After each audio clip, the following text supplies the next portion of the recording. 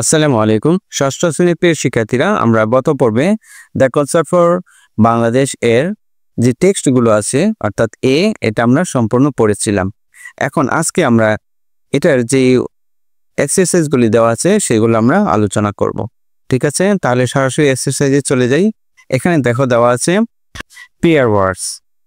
Okay, in pairs অর্থাৎ জোড়াই কাজ করো। ডিসকাস আলোচনা করো। ইফ দ্য ফলোইং স্টেটমেন্ট, যদি নিচের বাক্যটি আর ট্রু অর ফলস সত্য অথবা মিথ্যা হয়। ইফ দ্য ফলস, যদি মিথ্যা হয়, কারেক্ট দ্য স্টেটমেন্ট, এই বাক্যটাকে কি করতে হবে? এই বিবৃতিটাকে সঠিক করতে হবে। প্রথমেই বলেছে এতে George Harrison was from the United States. George Harrison America থেকে এসেছিল বা তার বাড়ি America.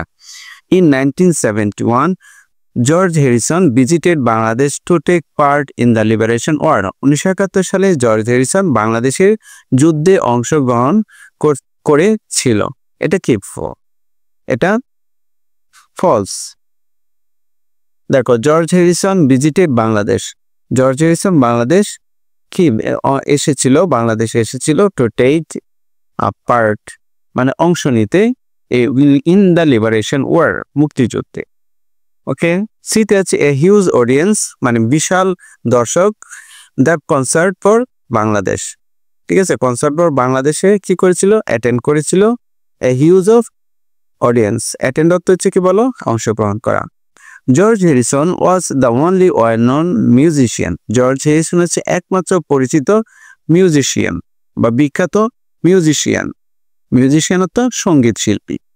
Okay, to take part in the concert for Bangladesh, concert for বাংলাদেশে অংশগ্রহণ করেছিল। এটা কি? ফলস। ঠিক আছে, এটা আমাদের কারেক্ট করতে হবে। ইতিহাসে the people of the world became aware.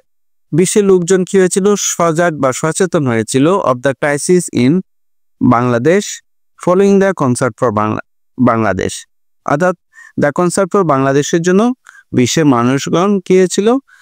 সজাগ হয়েছিল বা সচেতন হয়েছিল। এখন এটা যেহেতু পেয়ার ওয়ার্ডস, ইন পেয়ার্স অর্থাৎ জোড়াই কাজ করতে বলেছে, সেজন্য আমরা একজনকে ধরে নিলাম এ, আর একজন হচ্ছে বি, অর্থাৎ একজন প্রশ্ন করবে আর একজন উত্তর দিবে। তো প্রথমেই দেখো, can you tell me about George Harrison and the concert for Bangladesh.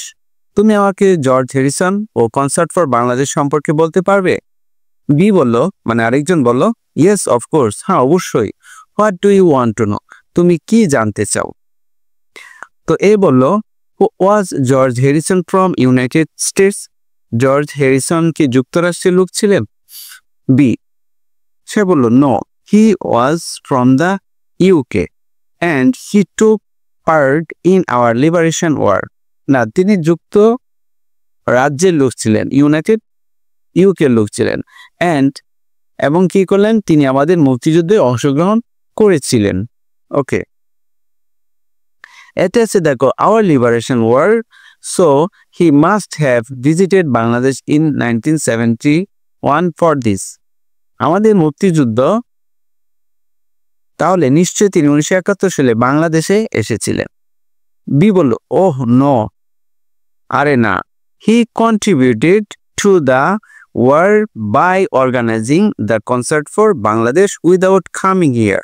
অর্থাৎ তিনি এখানে না এসে কনসার্ট ফর বাংলাদেশে আয়োজন করে যুদ্ধে অবদান রেখেছিলেন, অর্থাৎ তিনি বাংলাদেশে কি ভিজিট করেন নাই।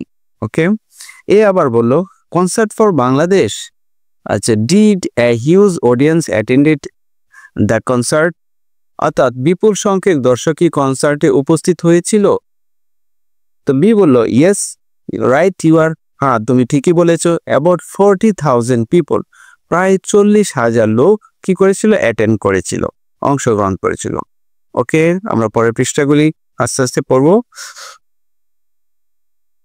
তারপরে আছে, was George Harrison the only well known musician to take part in the concert for Bangladesh. এটা উত্তর বলল কি সে, ওহ নট দ্যাট, এটি না, some other famous musicians also performed in that concert. এমনটি নয়, ওইখানে কি ওই কনসার্টে আরও কয়েকজন বিশিষ্ট শিল্পী গান পরিবেশন করেছিলেন। ফেমাস মিউজিশিয়ান মানে হচ্ছে বিখ্যাত সঙ্গীত শিল্পী বা বিশিষ্ট শিল্পী। এ আবার বলল what was the effect of that concert, এই কনসার্টের প্রভাব কি ছিল? তো বি উত্তর দিল the people around the world became aware of the crisis in Bangladesh through this concert. এই কনসার্টের মাধ্যমে সারা বিশ্বের মানুষ বাংলাদেশের ক্রাইসিস মানে সংকট সম্পর্কে সচেতন হয়ে ওঠে। That means the concert was a great historic one. That means মানে এর অর্থ হলো, এর মানে এটা ছিল এক বিশাল ঐতিহাসিক কনসার্ট। ওকে, গ্রেট হিস্টোরিক মানে হচ্ছে বিশাল ঐতিহাসিক। বি বলল ইউ আর রাইট, তুমি ঠিক বলেছ। ওকে শিক্ষার্থীরা, আমরা A1টা কি এক্সারসাইজ A1 শেষ করেছি। ঠিক আছে, তো পরবর্তী ক্লাসে আমরা বি নিয়ে আলোচনা করব। ঠিক আছে, তাহলে সে পর্যন্ত ভালো থেকো। আল্লাহ হাফেজ।